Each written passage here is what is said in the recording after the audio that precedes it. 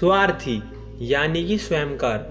जो इंसान स्वयं का अर्थ जानना चाहता है, जो खुद को समझना चाहता है, क्या वो इंसान आपकी नज़र में गलत है? हम जब भी किसी को स्वार्थी कहते हैं उसका मतलब तो यही होता है वो इंसान स्वयं का अर्थ समझना चाहता है। तो फिर वो गलत कैसे हुआ? स्वार्थी शब्द दुनिया की नज़र में एक अलग ही नज़रिए से समझा जाता है। अक्सर हम अपने आसपास ऐसे बहुत से लोगों को देखते हैं जो स्वभाव से बहुत अच्छे प्रतीत होते हैं, यानी कि सबसे अच्छे से बात करते हैं, सबसे अच्छे से व्यवहार करते हैं, सबकी मदद करते हैं। लेकिन इसके साथ ये भी देखा होगा कि ऐसे लोग जो स्वभाव के अच्छे होते हैं, दूसरों की मदद करते हैं, वो दुखी भी ज़्यादा रहते हैं, और जो लोग स्वार्थी होते हैं वो फलते फूलते ज़्यादा हैं। तो ऐसे में परमात्मा की सत्ता पर उंगली उठाना निश्चित है। लेकिन अगर ये सत्य है तो हमें कौन सा मार्ग अपनाना चाहिए? क्या हम भी दूसरों के जैसे बन जाएं? पता नहीं आपस में कितने लोग यह मानते हैं कि अच्छे लोग जीवन में बहुत दुखी रहते हैं, लेकिन इसके पीछे का सत्य क्या है? अगर हम इसके पीछे का सत्य नहीं जानेंगे, नहीं पहचानेंगे, तो कहीं ना कहीं हमारा अवचेतन मन बुराई की तरफ झुक जाएगा। इसीलिए अपने मन में ऐसे विचार पनपने से पहले इस बात की पूरी सच्चाई, पूरा निष्कर्ष निकाल लें, ताकि भविष्य में आपको अपने अच्छे होने का पश्चाताप ना हो, दुख ना हो। आज की जो बुद्ध कहानी आपको सुनाने वाला हूँ उसमें आपको 5 ऐसे तरीके पता चलेंगे जिसके माध्यम से अगर आप कर्म करते हैं तो आप अच्छे कर्म भी कर पाएंगे और दुखी भी नहीं होंगे। तो चलिए कहानी शुरू करते हैं। एक गांव में दीपक नाम का एक युवक रहता था। उसका भरा पूरा परिवार था। उसके 2 बच्चे थे, उसकी पत्नी थी, लेकिन उसके माता पिता इस दुनिया से चल बसे थे। इसलिए पूरे परिवार की जिम्मेदारी उसी के कंधों पर थी। बच्चे अपनी पढ़ाई करते और उसकी पत्नी घर गृहस्थी के कामों के साथ गायें, भैंस, बकरी इत्यादि का दूध बेच बेच कर अपना घर चलाती थी। और दीपक पहाड़ में पत्थर तोड़ने का काम करता था। बहुत ही मेहनत भरा काम था। पूरे दिन काम करता था, रात को थक कर घर पर वापस लौटता। लेकिन इतनी मेहनत करने के बाद भी अगर दीपक को गांव का कोई भी आदमी मदद के लिए बुलाता तो दीपक कभी भी मना नहीं कर पाता था। उसके जीवन का एक ही सिद्धांत था कि अगर मैं दूसरों की मदद करूंगा तो परमात्मा मेरा साथ देगा, परमात्मा मेरे साथ कुछ बुरा नहीं होने देंगे। दीपक अपने इस सिद्धांत का पालन बहुत ही कड़ाई से करता था। वो इस सिद्धांत पर इतना विश्वास करता था कि अगर कोई बाहर का आदमी उससे मदद मांग ले तो वो अपने घर का काम भी अधूरा छोड़कर उसकी मदद करने उसके घर पहुंच जाता था, जिस वजह से उसकी पत्नी बहुत परेशान रहती थी। वो अक्सर दीपक को समझाने की कोशिश करती थी कि सबसे पहले अपना काम करो, अपने परिवार को देखो। 2 बच्चे हैं हमारे और फिर भी तुम दूसरों के काम करने में लगे रहते हो। अरे अपने घर को तो संभाल लो, अपना घर संभल नहीं रहा, दूसरों की मदद करने चले हैं। और जब ऐसी ऐसी बातें दीपक के कानों में पड़ती तो उसके हृदय में कांटा सा चुभने लगता था और उन दोनों में लड़ाई झगड़ा शुरू हो जाता था। अक्सर उनके लड़ाई झगड़े का यही सबसे बड़ा कारण होता था।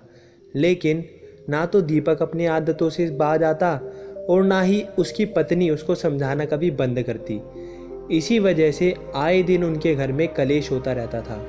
जहाँ तक उसके गांव वालों की बात थी तो वो दीपक के स्वभाव को जानते थे और वो जानबूझकर जो काम आसान भी होता था, उनके सामर्थ्य में भी होता था, उस काम के लिए भी दीपक को बुलाते थे ताकि उन्हें कम मेहनत करनी पड़े। कहने का अर्थ है कि गांव वाले दीपक के इस भोलेपन का फ़ायदा उठाते थे और सब पीछे से उसका मजाक उड़ाते थे, उसे बेवकूफ़ कहते थे। ऐसे ही समय बीतता रहा और एक दिन दीपक की पत्नी बहुत ज़्यादा बीमार पड़ गई। दीपक से जो कुछ भी सेवा हो सकती थी उसने वो सब अपनी पत्नी के लिए किया। उसने गांव के वैद्य को बुलाकर अपनी पत्नी की जांच करवाई, लेकिन वो रोग उस वैद्य की पकड़ से बाहर था। इसलिए उस वैद्य ने कहा कि तुम अपनी पत्नी को नगर में जाकर बड़े वैद्य के पास दिखाओ तो तुम्हारी पत्नी की जान बच जाएगी। जल्द से जल्द नगर पहुंचने की व्यवस्था नहीं करी तो तुम्हारी पत्नी के प्राण संकट में हो जाएंगे। ये सुनकर दीपक के पैरों तले जमीन फिसल गई। उसने ये नहीं सोचा था कि उसकी पत्नी के प्राण संकट में हैं। वह सोच रहा था कि कोई साधारण सा रोग होगा जिसका इलाज हो जाएगा, लेकिन जब उसने वैद्य की ये बात सुनी तो वह घबरा गया। अब पत्नी को नगर तक कैसे लेकर जाए? क्योंकि उसके पास इतना धन नहीं था कि वो अपनी पत्नी के लिए एक घोड़ा गाड़ी करके उसमें अपनी पत्नी को लिटाकर नगर में ले जा सके। उसकी पत्नी की हालत बिल्कुल चलने लायक नहीं थी, इसलिए उसे नगर पहुंचाने के लिए किसी घोड़ा गाड़ी की ज़रूरत थी। संयोग से उसके पड़ोसी धन्नो के पास घोड़ा गाड़ी थी। वो अक्सर व्यापार के लिए अपनी घोड़ा गाड़ी नगर में ले जाया करता था। इसलिए दीपक के मन में विचार आया कि मैं धन्नो की घोड़ा गाड़ी मांग सकता हूँ। मैं धन्नो की इतनी मदद करता हूँ, कभी उसके काम को टालता नहीं, तो वो तो मेरा काम कभी मना नहीं करेगा। और यही सोचकर वो घोड़ा गाड़ी लेने धन्नो के पास पहुँच जाता है। लेकिन धन्नो बहुत ही चालाक इंसान था। वो बिना किराए के अपना घोड़ा गाड़ी अपने सगे संबंधियों को भी नहीं देता था। तो दीपक की तो दूर की बात रही। जब दीपक ने उसके घोड़े गाड़ी के बारे में पूछा तो उसने यह कहकर टाल दिया कि मेरे घोड़े बहुत बीमार हैं, वो शायद बच भी मुश्किल से पाएंगे, 5 दिन से कुछ खा नहीं रहे, तो ऐसे में बेचारा घोड़ा गाड़ी लेकर कहाँ नगर तक पहुँच पाएगा। हाँ, अगर तुम धन की व्यवस्था कर सकते हो तो मैं अपने एक मित्र की घोड़ा गाड़ी तुम्हारे लिए मंगवा सकता हूँ। ये सुनकर दीपक परेशान और चिंतित हो गया, क्योंकि उसके पास धन तो था नहीं। इसका मतलब उसकी पत्नी बड़े नगर में वैद्य के पास इलाज के लिए नहीं पहुंच पाएगी। उलझन भरे विचार लिए हुए जब दीपक वापस आ रहा था तो उसने दिल को झंझोड़ने वाला दृश्य देखा। उसने देखा कि धन्नो के घोड़े, जो धन्नो के कहे अनुसार बीमार थे और कुछ खा पी नहीं रहे थे, वही घोड़े गांव का ही एक युवक उसकी बाड़ से खोलकर ले जा रहा था और गाड़ी में उसको जोत रहा था। ये देखकर पहले तो दीपक को कुछ समझ में नहीं आया। उसके बाद जब दीपक ने इस युवक से पूछा तो उसने बताया कि धन्नो ने ये घोड़ा गाड़ी उसे किराए पर दी है। ये सुनकर दीपक का दिल टूट गया। उसने कभी सपने में भी नहीं सोचा था कि उसका सबसे अच्छा मित्र धन्नो उसके साथ ऐसा कर सकता है। हालांकि इस बात पर दुखी होने का वक्त नहीं था, इसीलिए दीपक वहाँ से जल्दी से लौट जाता है और गांव के ही एक सेठ के पास जाकर कुछ धन उधार लेकर धन्नो को दे देता है। धन्नो अपने मित्र की घोड़ा गाड़ी मंगवा देता है, जिसके बाद वो अपनी पत्नी को पास वाले नगर के वैद्य के पास ले जाता है। जब उसकी पत्नी का इलाज चल रहा था तो दीपक यही सोच रहा था कि एक दिन था जब धन्नो की बेटी बीमार हो गई थी और धन्नो यहाँ पर नहीं था। मैं पूरी रात वैद्य जी के पास उसके लिए बैठा रहा था, उसकी देखरेख कर रहा था, उसकी सेवा भी की थी। इतने दिनों तक धन्नो नहीं आया था, तब मैं ही उसके परिवार की देखरेख किया करता था। हाय, कैसा दुर्भाग्य है ये मेरा, जिसके लिए मैंने इतना कुछ किया उसने घोड़ा गाड़ी देने से मुझे मना कर दिया, और वो भी तब जब मेरी पत्नी की ज़िंदगी मौत के साथ खेल रही थी। कुछ देर बाद वैद्य बाहर आकर दीपक को एक बहुत बुरी खबर देता है। वो दीपक को बताता है कि उसकी पत्नी को कर्क रोग हो चुका है और उसका कोई भी इलाज नहीं है, उसके पास कुछ समय शेष बचा है। ये सुनकर दीपक दुखी होकर वहीं ज़मीन पर बैठ गया। उसकी पूरी दुनिया उजड़ने वाली थी और उसे कोई रास्ता नज़र नहीं आ रहा था। कुछ समय बाद उसकी पत्नी चल बसी और अब दोनों बच्चों की जिम्मेदारी उसके कंधों पर आ गई थी। लेकिन यहाँ पर दीपक के सारे सिद्धांत टूट चुके थे, उसके सारे भ्रम खत्म हो चुके थे। अब उसके दिमाग में एक ही बात थी कि अच्छा कर्म से परमात्मा साथ नहीं देता, बल्कि बुरे लोग फलते फूलते हैं, और इस बात का मैं सबसे बड़ा गवाह हूँ। ये विचार अक्सर उसके दिमाग में चलते रहते थे और इसी वजह से उसका मन धीरे धीरे संन्यस्त हो गया, देश दुनिया से टूट गया। और इसी वजह से उसका मन धीरे धीरे संन्यस्त हो गया, देश दुनिया से टूट गया। और एक दिन ऐसा भी आया जब वो अपने बच्चों को अपने रिश्तेदारों के पास छोड़कर इस दुनिया से त्याग करने के लिए, सन्यासी बनने के लिए घर से निकल पड़ा। उसने गांव में किसी को कुछ नहीं बताया, किसी को कुछ नहीं पता था कि दीपक अचानक से कहाँ गायब हो गया। सन्यास की दीक्षा लेने के लिए वो एक बौद्ध भिक्षु के पास पहुंचता है। बौद्ध भिक्षु उस वक्त ध्यान में बैठे हुए थे। ध्यान से बाहर आने के बाद वह दीपक को बड़े ध्यान से देखते हैं और उसका चेहरा देखते हैं और उससे सन्यासी बनने का कारण पूछते हैं। इस पर दीपक उन्हें अपनी पूरी आप बीती सुना देता है और कहता है कि इस दुनिया से मुझे कुछ भी हासिल नहीं हुआ, मेरा मन इस दुनिया से विरक्त हो चुका है। जब अपने दोस्तों ने ही मेरा साथ नहीं दिया तो इस दुनिया में रहने का क्या मतलब, और इसी वजह से मैं सन्यासी बनना चाहता हूँ। ये सुनने के बाद बौद्ध भिक्षु ने उपदेश देना शुरू किया। उन्होंने कहा कि याद रखना बंदे, जीवन में विरक्त होकर सन्यासी बनना तुम्हें परम सुख तक कभी नहीं पहुंचा सकता, परमानंद तक कभी नहीं पहुंचा जा सकता। तुम दुनिया से अपने मन पर बोझ लेकर विरक्त हुए हो। तुम दुनिया से परमात्मा की खोज करने के लिए विरक्त नहीं हुए हो। इस भ्रम में कभी मत रहना तुम संसार से विरक्त हुए हो, क्योंकि संसार ने तुम्हें धोखा दिया है, ऐसा तुम्हें लगता है। इसलिए तुम परमात्मा पे कभी विश्वास नहीं कर पाओगे और ना ही उन पे अपनी पूर्ण आस्था बना पाओगे। इसलिए सन्यासी होने का तुम पूरा लाभ कभी नहीं उठा पाओगे। सन्यासी होने का लाभ तब मिलता है जब हमारी प्रभु में, परमेश्वर में, परमात्मा में पूर्ण आस्था बन जाती है। मैं तुमसे पूछता हूँ, क्या तुम्हारी आस्था परमात्मा में है? ये सुनकर दीपक कहता है कि हे बंदे, मैं दुनिया देख कर आया हूँ कि जो बुरा कर्म करता है वो फलता फूलता है और जो अच्छा काम करता है उसे प्रभु कुछ नहीं देता, परमात्मा उसे दुखी ही रखता है। इसीलिए मैं परमात्मा पर अपनी पूर्ण आस्था कैसे बना सकता हूँ? ये सुनकर उस बौद्ध भिक्षु ने कहा कि यही तो मैं तुम्हें समझाना चाहता हूँ कि तुम पूरी ऊर्जा अपनी सन्यासी जीवन में लगाओ, उसके बाद भी तुम्हें फल प्राप्त ना हो तो तुम्हें कैसा लगेगा। इसीलिए किसी की भी मदद करने के मैं तुम्हें 5 सिद्धांत बताता हूँ। ये 5 सिद्धांत समझकर संसार में वापस लौट जाओ और संसार में एक गृहस्थ जीवन जियो। उसके बाद ही सन्यासी जीवन का उदय होता है।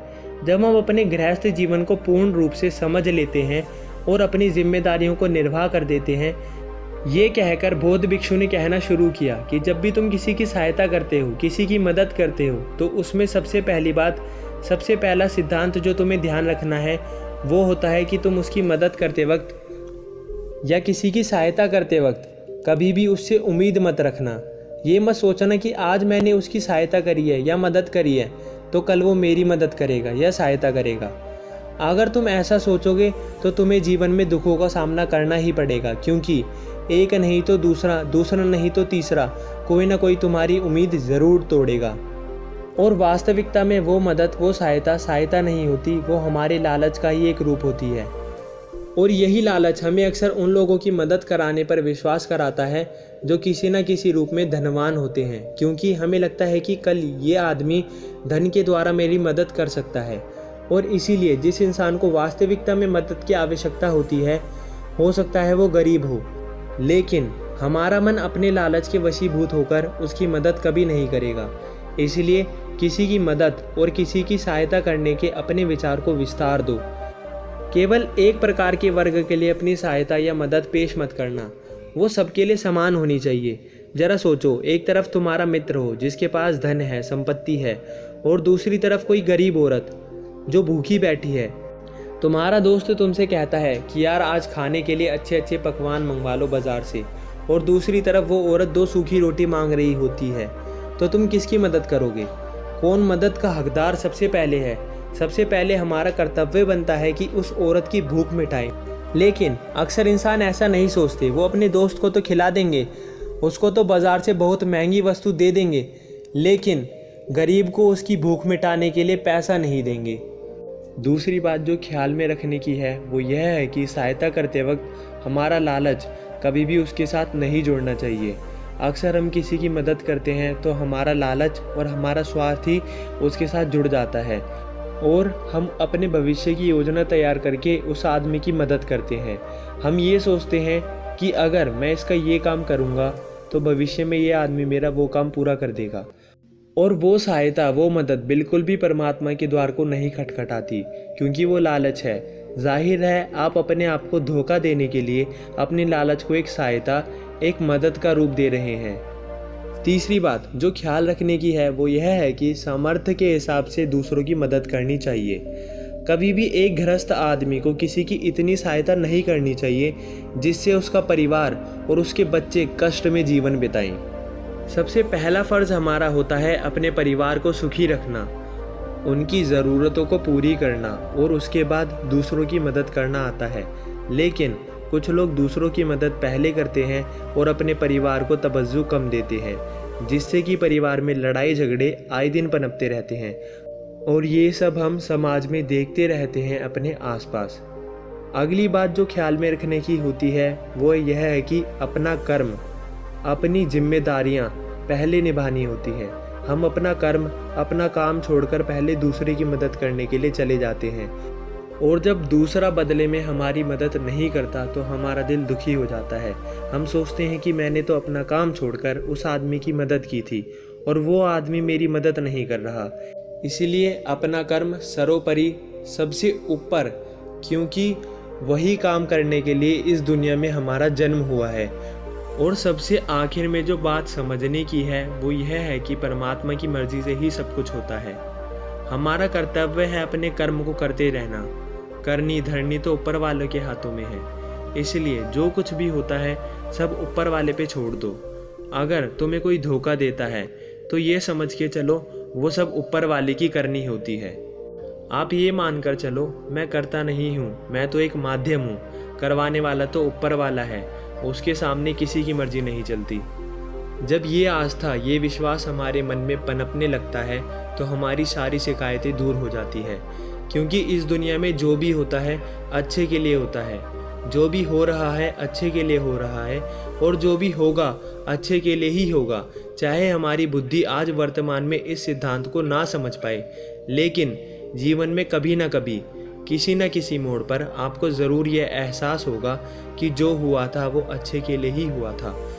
इसलिए सारी शिकायतें दूर कर दो और बस अपना कर्म करते जाओ। अपने गृहस्थ जीवन को पूर्ण रूप से जी लो और उसके बाद ही सन्यासी जीवन की नींव होती है। इसके बाद बौद्ध भिक्षु ने दीपक को कहा कि वापस अपने गांव लौट जाओ, अपनी बेटियों को वापस लेकर आओ, उन्हें पालो पोसो, अपने बच्चों को वापस लेकर आओ, दूसरी शादी कर लो, लेकिन बच्चों का पालन पोषण अच्छे तरीके से करो। ये सुनकर दीपक अपने बच्चों के साथ गांव में वापस लौट आता है। गांव में किसी को खबर नहीं थी कि दीपक कहाँ गया हुआ था और वो क्या ज्ञान लेकर वापस लौटा है।